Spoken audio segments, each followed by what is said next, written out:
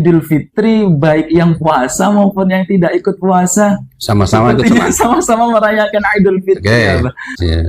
Nggih. Lantas makna kemenangan yang dimaksud ini pripun, Mbah? Ya. Ya kan? Nggak bisa kita bertakwa itu hanya musiman.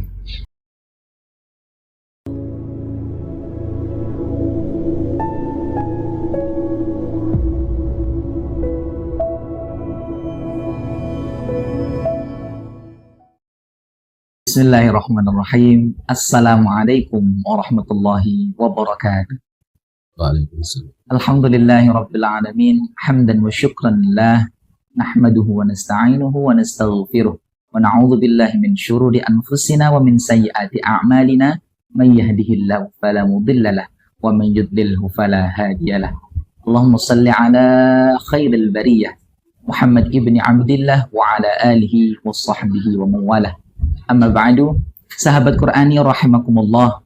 Senang sekali alhamdulillah kita bisa berjumpa kembali dalam program kesayangan kita, Bincang Santai, yang dipersembahkan oleh FKPK Indonesia Kecamatan Tambak Sari. Sangat spesial sekali hari ini karena sudah beberapa hari lagi kita akan bersama-sama menemui hari Idul Fitri. Oleh karena itu, pada kesempatan podcast kali ini kita akan bersama-sama belajar dan membahas tentang beragam ilmu, tentang beragam pemahaman tentang Idul Fitri. Yang tentunya sudah hadir bersama saya pada kesempatan hari ini narasumber yang luar biasa karena beliau dulu sempat membersamai kita bersama sebagai Kepala Kantor Urusan Agama Kecamatan Tambak Sari. Beliau adalah Dr. Andes Haji Muhammad Subai Mustalim, MPD. Assalamualaikum, Ustaz. Waalaikumsalam. Alhamdulillah, sehat Ustaz. Alhamdulillah sehat. Lama gitu berjumpa, alhamdulillah. Pada kesempatan bulan yang mulia ini kita dipertemukan kembali dalam kondisi yang sehat walafiat. Alhamdulillah. Hari ini kita akan bersama-sama, Ustaz, memohon pencerahan masukan dari panjenengan tentang materi Idul Fitri. Karena sebentar lagi kita akan bersama-sama menemui hari raya Idul Fitri. Mungkin dari sahabat Qur'ani di rumah ada yang ingin tahu secara lebih mendalam apa makna hari raya Idul Fitri itu sendiri dan bagaimana sih cara kita memaknai hari Idul Fitri yang baik. Monggo. Ya, terima kasih. Baik. Saya mulai dengan bacaan salam. Assalamualaikum warahmatullahi wabarakatuh. Waalaikumsalam warahmatullahi wabarakatuh. Alhamdulillah, salatu wassalamu ala rasulillah wa ala alihi wa mawala amma ba'd. Teman-teman TPK FKPK Indonesia Kecamatan Tambak Sari yang senantiasa luar biasa menggaungkan Al-Quran, senantiasa memberikan pencerahan pada kita semua melalui Al-Quran, TPK dan seterusnya. Alhamdulillah, kita hari ini masih di Ramadan ya, masih Ramadan. Sebentar lagi kita masuk ke Idul Fitri, maka tepat sekali kemudian kita merespon untuk kemudian bagaimana nanti kita berbincang-bincang tentang Idul Fitri. Baik, sebelumnya saya klarifikasi dulu ya. Saya memang pernah di KUA Tambak Sari, tetapi bukan kepala KUA. Wah, nanti mohon maaf. Nanti kalau kemudian kedengaran kepala KUA aslinya, dia tanya kapan jadi kepala KUA kan. Saya konsisten menjadi penyuluh agama.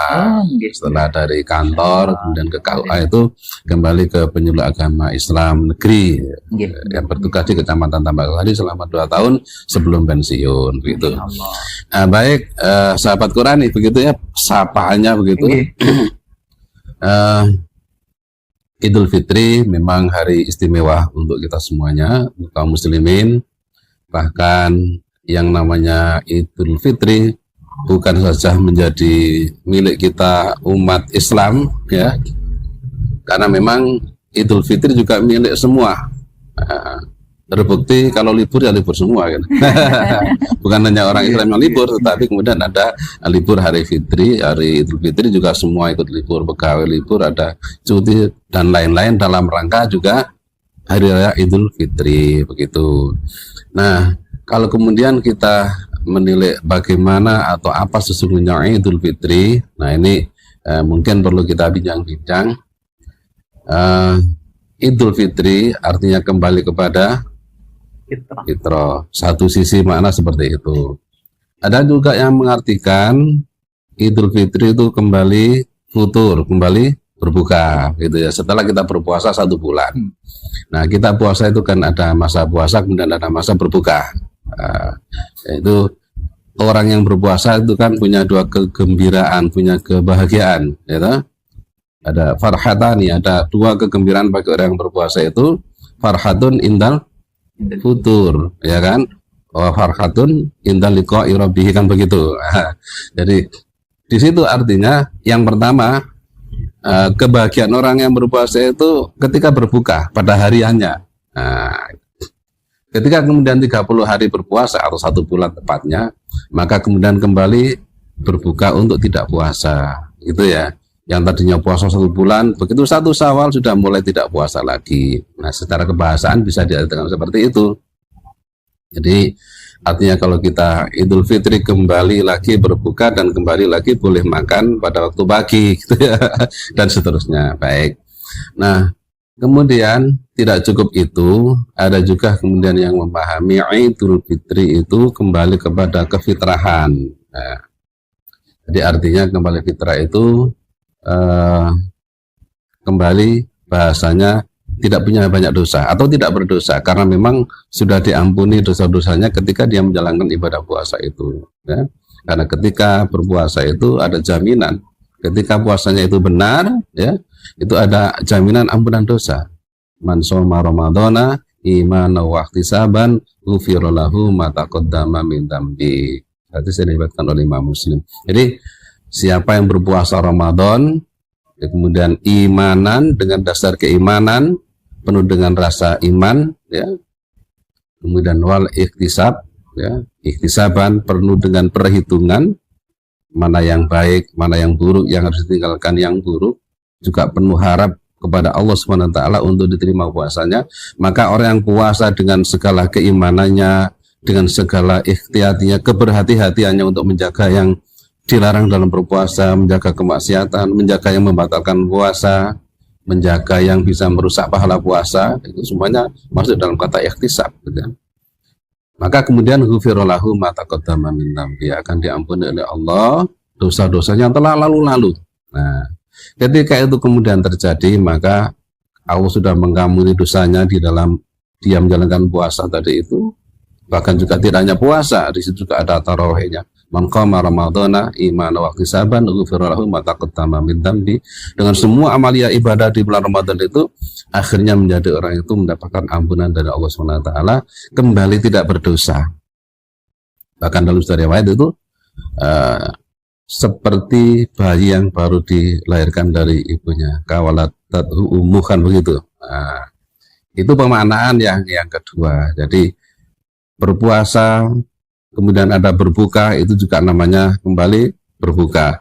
Berpuasa yang tadi ya kemudian bisa melebur dosanya, ketika kemudian datang hari raya Idul Fitri yang 30 hari atau 1 bulan itu telah diampuni oleh Allah, maka dia kembali suci daripada dosa, yang artinya juga menjadi kepada fitrah, karena memang fitrah manusia itu bersih dari dosa, kan begitu ya. Semua apa yang dilahirkan itu kullu maulutin al-fitrah, kan begitu. Setiap bayi yang dilahirkan dalam keadaan fitrah secara maknawi, ada juga kembali fitrah tauhidnya, ya kan? Karena memang manusia diciptakan dari bertauhid pada Allah dan tidak ada perubahan.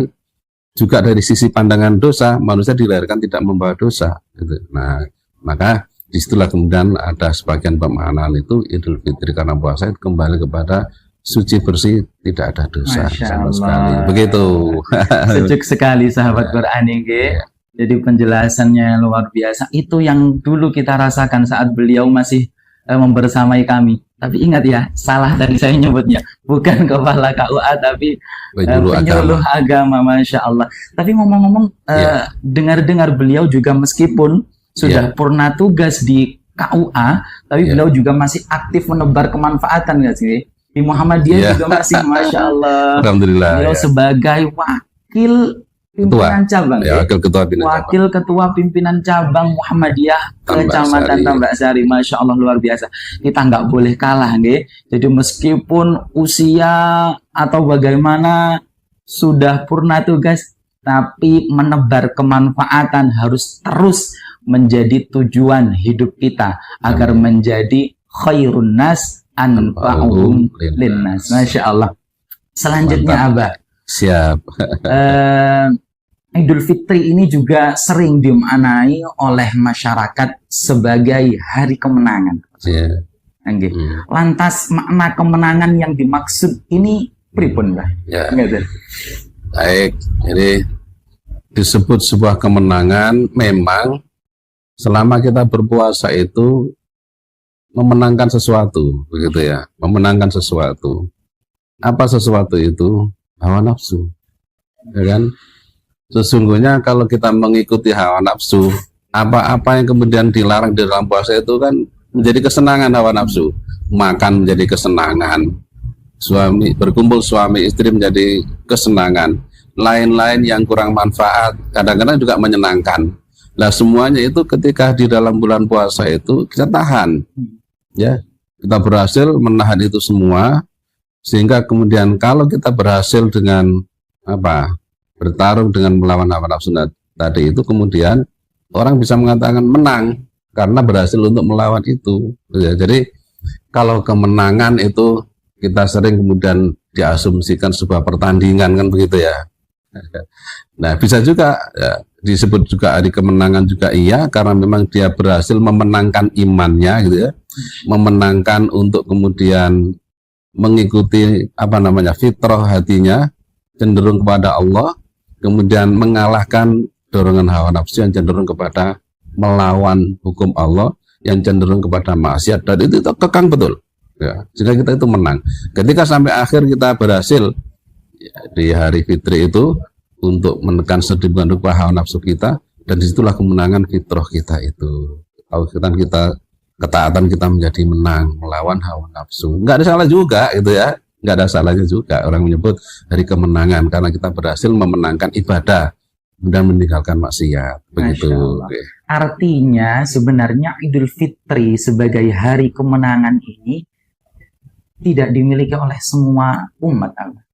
Artinya karena fenomena di luar itu sepertinya Idul Fitri baik yang puasa maupun yang tidak ikut puasa sama-sama merayakan Idul Fitri. Okay. Nah, lantas bagaimana nih fenomena seperti ini? Memang betul Idul Fitri milik semua, ya kan, dalam pengertian yang umum.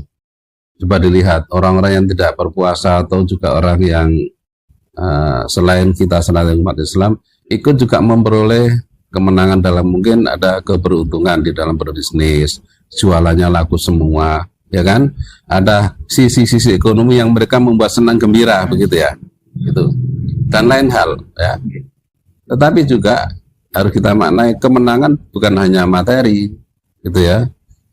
Orang Islam yang berdagang juga mendapat keuntungan yang banyak, kan. Ya, tetapi sesungguhnya kemenangan yang hakiki bagi yang kita maksud itu adalah kemenangan spiritual kita. Mereka boleh senang gembira sama-sama, ikut mengatakan kemenangan, oke lah. Tapi sesungguhnya kemenangan yang hakiki itu adalah dimiliki oleh orang yang berpuasa, ya kan? Karena memang dialah yang berjibaku untuk untuk melawan hawa nafsu.